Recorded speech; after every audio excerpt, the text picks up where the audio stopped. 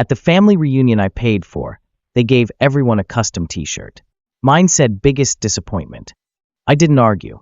I just smiled, took out a stack of papers, tore them in half, and left. An hour later, they finally read what I destroyed and started calling nonstop. I wish I could say I didn't see it coming, that it hit me like a slap in the face. But honestly, it felt more like the final piece of a puzzle I'd been trying to convince myself didn't exist. I stood there, holding the t-shirt, staring at the bold black letters like they were written in permanent marker on my chest. Biggest disappointment. Nice. My sister Laura was already giggling. It's just a joke, Frankie. Ben gave me a lazy shrug from across the table, beer in one hand. Come on, man. You've got to admit, it's kind of funny. My parents. Silent at first. Then my mom let out this light chuckle, like someone had told a slightly inappropriate joke at a PTA meeting. My dad shook his head, smiling like I'd just tripped on a sidewalk. I nodded once. Then again, slower. Right. Funny. I folded the shirt neatly and set it on the edge of my plate. No one noticed that my hands were shaking just slightly, or if they did, they didn't care. I don't know what I expected. I paid for this entire reunion, venue, food, travel. I even paid for the matching shirts. That's the punchline, isn't it? They used my card to print that label. The joke. Hilarious. I'd spent months organizing this weekend. Reserved the old lakeside house they used to rave about, hoping, foolishly, that maybe nostalgia would soften things. Maybe I'd finally feel like part of something again. Instead, I got a printed confirmation of my place in the family. And the worst part, I didn't even feel angry. Just tired. Tired in the kind of way that sinks into your bones and settles there like cement. I pushed back my chair. Smiled. Be right back. Walked upstairs to the guest room. My room, technically, since I rented the entire property, and opened my bag. The folder was exactly where I left it. Thick. Crisp. Weighted. I'd had the papers printed on special parchment, something that felt significant to hold. Something they could keep. I'd even considered bringing champagne to go with the announcement. Instead, I walked back into the dining room and stopped just behind my empty chair. No one looked up. They were too busy posing for a group selfie in their new shirts. Perfect timing. I took out the folder, slid the papers from inside, and without saying a single word, I began tearing them in half. Slowly, deliberately, page by page. Laura turned first. Wait, what is that? Ben furrowed his brow. Dude, is that a contract? I didn't answer. My dad stood halfway. Frank. I set the torn papers down in front of my empty plate. Smiled again, tighter this time. Enjoy the shirts. Then I walked out. No yelling. No slammed doors. Just footsteps against the old wood floor, the creak of the screen door behind me, and the cool night air pressing against my skin like relief. I didn't even take my jacket. I didn't need it. I was halfway to the car when the first call came in. Then a second. Then 3 more. Like a dam cracking open. I didn't answer. Not yet. Let them read what I destroyed first. Let them feel it. I sat in my car for 10 minutes before even turning the key, just staring at my hands on the wheel. Still calm. Still too calm. Like my body hadn't caught up with what had just happened. They laughed. That part kept looping in my head. My mom, my siblings, even my dad. Like it was all so harmless. Like calling me their biggest disappointment was just another cute little family quirk. Right up there with Laura's passive-aggressive holiday cards and Ben's jokes about me being single. But it wasn't harmless. And it wasn't new. I could trace it back to age 9. That was the year Ben broke the neighbor's window with a baseball, and I got grounded for not stopping him. Laura lied about failing a test, and I got a lecture about being a bad influence. Every mistake in that house somehow had my name attached to it, even if I wasn't in the room. At 12, I remember getting a C in math, my first. I cried. Not because of the grade, but because I knew exactly what was coming. Dinner table sarcasm, mom's dramatic sigh, dad's quiet disappointment. Meanwhile, Ben could fail an entire semester and still get extra spending money for trying his best. At 17, I begged them to co-sign a small student loan. Not even money, just a signature. They said no. Said I needed to learn responsibility. Ben wrecked 2 cars by then. Laura had already moved to Europe for a photography course they helped fund. But I needed to learn responsibility. So I worked nights. Slept 4 hours a day. Built something from nothing. A tech service at first, then a subscription platform. Learned how to code, how to pitch, how to get rejected and keep going. I didn't ask for much. A little credit would have been nice. Maybe a "we're proud of you." Instead, I became the running gag. The weird one. The guy who always showed up late to Thanksgiving because he was probably coding in a basement somewhere. When I got my first six-figure investment, I told no one. When I cleared my student debt in one lump sum, I told no one. When my company went viral, still no one. It felt like, if I told them, they'd just find a way to twist it, turn it into another joke. Or worse, take credit for it. So I kept quiet. But I watched. Watched Laura host parties in apartments I knew she couldn't afford on her salary. Watched Ben post cryptic Instagram captions about mental health, only to DM me for money 2 days later. Watched my parents struggle with their mortgage, but still buy anniversary cruises. And I started helping. Quietly. An anonymous donation here. An untraceable transfer there. Because despite everything, I still wanted to believe in family. I thought maybe if I gave enough, they'd finally see me. That fantasy shattered last Christmas. I offered to fly everyone out to a ski lodge I rented. My mom told me to save my money, then posted a status about how Laura surprised them with a family-funded holiday. That was when I decided. No more behind the scenes. The reunion I just left. That was supposed to be my reveal. A real one. I had it all lined up. A notarized letter gifting my parents early retirement. Their mortgage wiped clean. A down payment agreement for Laura and her kids. A new start in a better school district. A debt relief fund for Ben, plus an optional job referral if he ever wanted to start fresh. Each document was signed, sealed, printed on heavy linen paper. I even picked navy blue folders to match the table decor. That's how far I went. I wanted it to be beautiful. Memorable. I imagined the look on my mother's face when she read the letter. The tears. The pride. The slow realization that the son she once called directionless had built something big enough to give them a second chance. I imagined my father standing up, speechless, shaking my hand. I imagined Laura saying, "I was wrong about you." Ben saying, "Damn, bro. I had no idea." I imagined so many things. What I got was a joke printed on a t-shirt. And I know what you're thinking. Maybe they didn't mean it. Maybe it was just bad humor. Maybe they would have reacted differently if I'd told them first. But here's the thing, they knew. On some level, they always knew. They saw the car I drove, the clothes I wore, the way people reacted when I mentioned my company name. My mom once asked if I was doing okay financially, but in that careful, rehearsed way people do when they're fishing for confirmation without wanting to seem impressed. They just didn't care. Or worse, they did care, and they hated what it said about them. So they laughed. Because it was easier to keep me in the disappointment box than admit they might have been wrong about me. And now they were going to find out what I had in those papers. And not just them. Everyone. Everyone who ever heard them talk about poor Frank. Everyone who believed I was some failure drifting from one sad project to another. They were going to see the truth. But not before things got worse. Because I hadn't even seen the messages yet. The ones they were already sending. The lies they were already spinning. The story they were crafting before I could open my mouth. That came next. I didn't even make it back to the city before the story started spreading. First, a call from a friend I hadn't spoken to in months. "Hey man, your sister just posted something weird. Said you had a breakdown at the family reunion? Everything okay?" Breakdown. That was the word she used.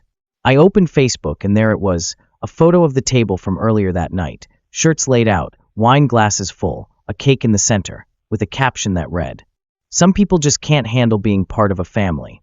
We still love you, even when you self-sabotage." No names, no details, but it was clear who she meant. The comments were full of vague sympathy and cryptic takes. "So sorry, girl. You deserve peace. You did your best. Some people are just toxic. Family is complicated. Sending hugs. That would have been bad enough." Then came the group chat pings. Screenshots. Messages forwarded from cousins. My aunt asked if I was okay. Said my mother called her crying. Said I had thrown a tantrum and destroyed legal documents in some kind of manic episode. Ben texted me directly. "You seriously need help, man. You embarrassed everyone. We tried to include you, and you made it weird. Real classy. Include me?" Right. I didn't reply. Just forwarded the original documents to my attorney, asked him to timestamp the email, and CC'd my assistant. She replied 5 minutes later. Would you like me to move up the Forbes feature to this weekend? I can add the scanned pages back in. Yes, that. Because here's the thing. I had options. I had evidence. I had receipts. They had a story. A weak one. But the louder they told it, the more dangerous it became. If there's one thing my family knows how to do, it's rewrite history fast. And this time, I wasn't going to let them get away with it. I had let them shape my narrative for too long. Now it was my turn. I started by sharing the Forbes link quietly. No tag, no commentary. Just the article. The underdog founder who secretly funded his family's life for a decade and then cut ties. Inside were photos of the documents. Scanned. Signed. Dated. The same ones I'd torn up at the reunion. The article mentioned the company valuation, north of $30 million, and the anonymous donations traced back to me. It mentioned the mortgage payments, the college funds I'd quietly created under shell accounts. It mentioned the tech mentorship grant I launched 6 months ago for people who'd been written off by their own families. And it mentioned, briefly but clearly, why I walked away. Not with bitterness. With clarity. Within hours, my inbox exploded. First were the congratulations. Then the apologies. Then the panic. A voicemail from Laura. Why would you make that public? You're humiliating us. Text from Ben. Wow. Real mature. Hope you feel good about ruining the family name. Then my mom. We need to talk. You misunderstood the joke. We were just having fun. Misunderstood. A joke. It was almost funny, the way they were doubling down. But it wasn't over. Not yet. Because the story was gaining traction. And the spotlight I never wanted? It was about to get a lot brighter. A YouTube channel picked it up. Then a podcast. Then a short documentary. Comments flooded in. People chose sides. But mostly, they chose me. Because people recognize humiliation when they see it. Especially when it wears a smile and calls itself family. Ben tried to clap back online. Posted a rant about me being unstable. Said I was twisting facts. Someone responded with a screenshot of the contract I'd written for him. Annotated. With dates. Someone else found an old tweet where Laura joked about being the golden child. Not so funny now. A tech influencer I didn't even know shared the Forbes article with the caption. Let this be a reminder. Not every black sheep is lost. Some are just done with wolves in sweaters. They thought they could smear me. Discredit me. Make me look like the problem. Instead, they ended up exposed. And still, I hadn't said a word publicly. Not once. Because I didn't have to. I had something better than a rebuttal. I had receipts. And now, I had the world watching. You'd think after the article, after the messages, after the public unraveling of their favorite story, they'd back off. They didn't. If anything, they doubled down. Ben posted a long thread about how I was exaggerating for sympathy. He said I had a history of being dramatic. Said I was always the one who felt left out, even when they tried their best. Laura started damage control with extended family. She told them I wasn't well, that the money had gone to my head, that I'd cut ties not because of a t-shirt, but because I was always looking for a reason to leave. And my parents, they stayed quiet publicly. But I know they were calling around, framing it as a misunderstanding. A sad situation. He just took things the wrong way. I watched them try to rebuild their version of the story. But this time, it wasn't sticking. Because the people they were talking to, a lot of them had already reached out to me. Quietly. A cousin who said she always noticed how I was treated differently. A former neighbor who remembered hearing my mom call me a late bloomer, while bragging about Ben's internship at a company I now owned equity in. The part that hit hardest wasn't their spin. It was the realization that I had spent so long hoping they'd change, I didn't notice how much I had. I was no longer the kid trying to earn a seat at their table. I had my own table now. And the silence that followed that realization, it was the first time I felt peace in years. They sent a letter. It wasn't an apology. Not really. Just a carefully worded, "We're still your family, and we love you, and we hope you can move past this." Move past it. Like it was a phase. Like I got offended and stormed off, and needed to come back once I'd cooled down. I didn't reply. A week later, they sent another. This one was longer. More emotional. Talked about the things they'd done for me when I was younger. Meals. Rides. A roof over my head. Like that made up for everything. They never mentioned the money. Or the years of jokes. Or how quick they were to smear me when I finally said no. Then, out of nowhere, Ben posted an old photo of us. From when we were kids. Captioned it, "Miss my brother." Still love him. Always will. I got tagged. A lot. People wanted a response. But the only people I owed anything to were the ones who were there when I had nothing. And none of those people were wearing matching t-shirts. So I stayed quiet. And in that silence, things kept shifting. Laura's husband left. She'd been leaning hard into the "we're victims of cancel culture" narrative, and he wasn't having it. He took the kids. Moved in with his sister. I found out from someone else. Laura didn't tell me herself. Ben lost a speaking gig at some small event he'd booked himself into. Apparently, someone had sent the organizer the full article, along with a comment he made in an old podcast about how his brother could never finish anything he started. My parents tried to refinance their home. Didn't go through. A friend of mine who works in finance said the bank saw instability. Not my doing. Not directly. But I stopped the monthly transfer. That part was my doing. And I started living my life. Not out of revenge. Just finally freely. I traveled without checking my phone every few hours. I made decisions without wondering if they'd finally be proud. I built things because I wanted to, not because I was trying to prove anything. And one night, a while later, I got a message from someone I didn't recognize. Just one line. "Thank you for showing people like me that it's okay to walk away." That one got to me.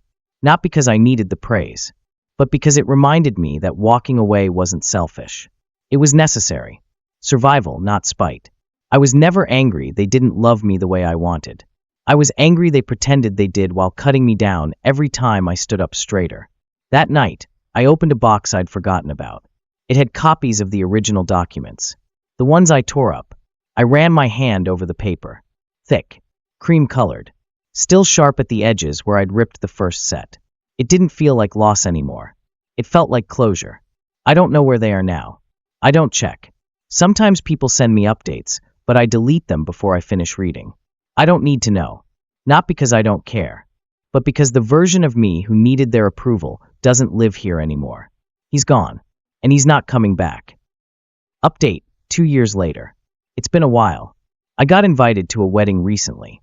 Not family. A friend. One of the few who saw the worst and stuck around. At the reception, someone introduced me to their cousin. She smiled, shook my hand, and said, "Wait, are you the t-shirt guy?"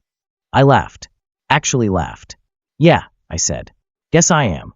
She told me she cut off her own parents last year. Said my story gave her the push she needed. I didn't know what to say. I still don't really. But it stuck with me. Because for so long, I thought leaving meant losing. Giving up. Surrendering. Turns out, it was the first time I ever stood up for myself. Sometimes I wonder if they still talk about me. If they tell the story differently now.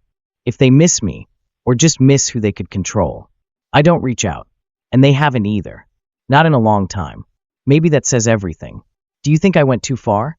Or not far enough? Let me know in the comments. If you want more stories like this, subscribe.